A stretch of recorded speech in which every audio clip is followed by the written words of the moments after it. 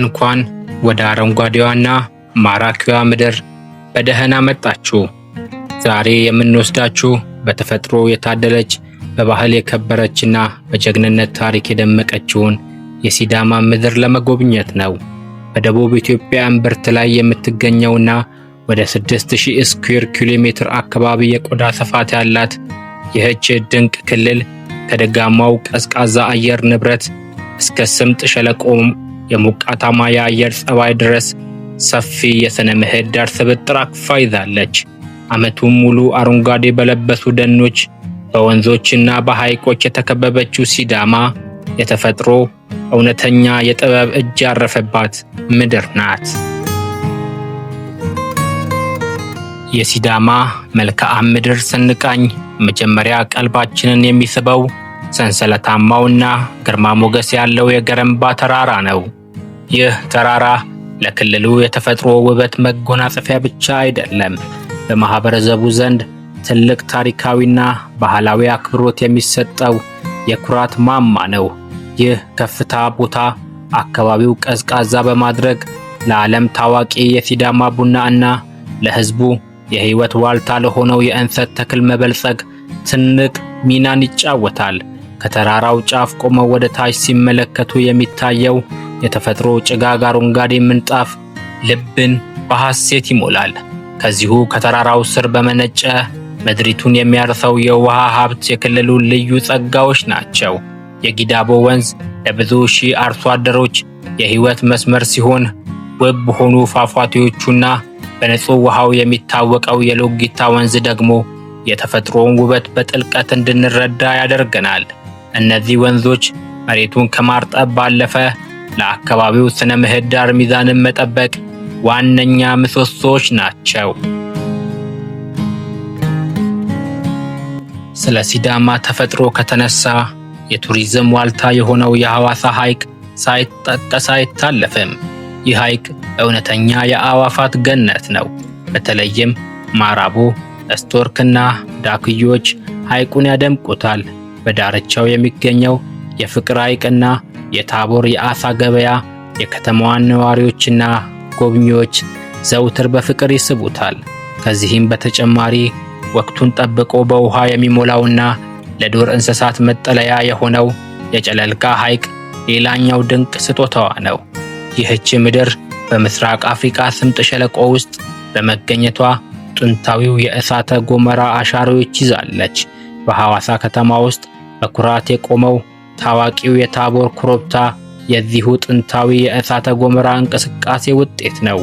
በወንዶ ገነት አካባቢ የሚገኙት የሙቅ ውሃ ምንጮች ወይም ፍሉሃዎች ደግሞ ከመሬት በታች ያለውን የተፈጥሯዊ ጉልበት የሚያሳዩ ለፈውስና ለቱሪዝም እጅግ ተመራጭ የሆኑ የተፈጥሮ በረከቶቿ ናቸው።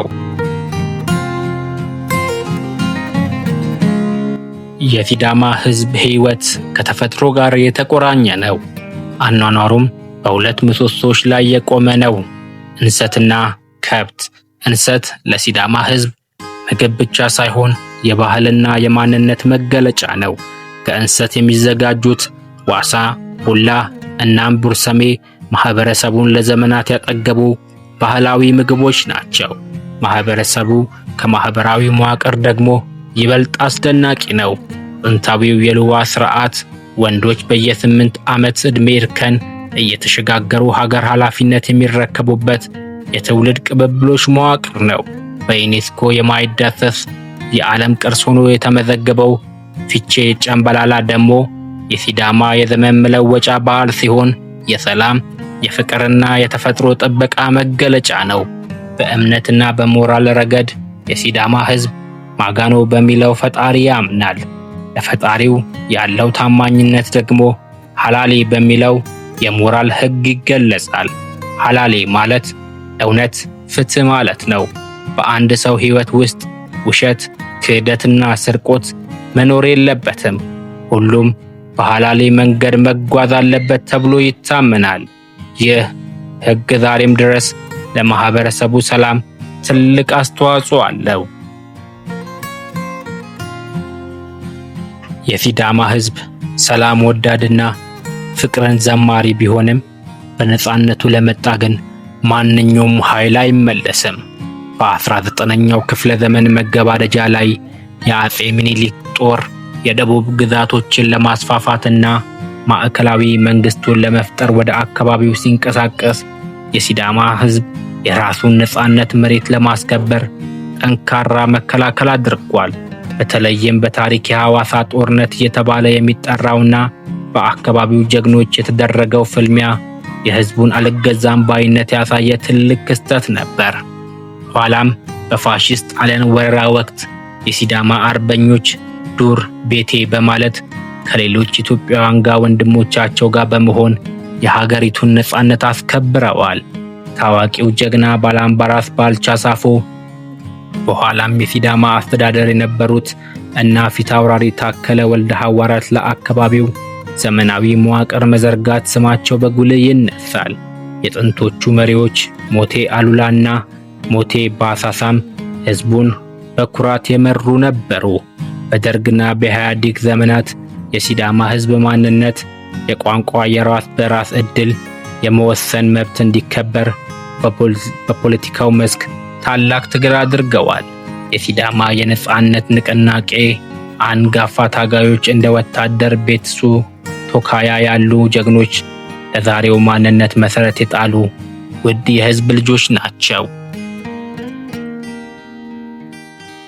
ዛሬ ላይ የሲዳማ ማህበረሰብ በትልቅ ታሪካዊ፣ ፖለቲካዊ ምዕራፍ ላይ ይገኛል።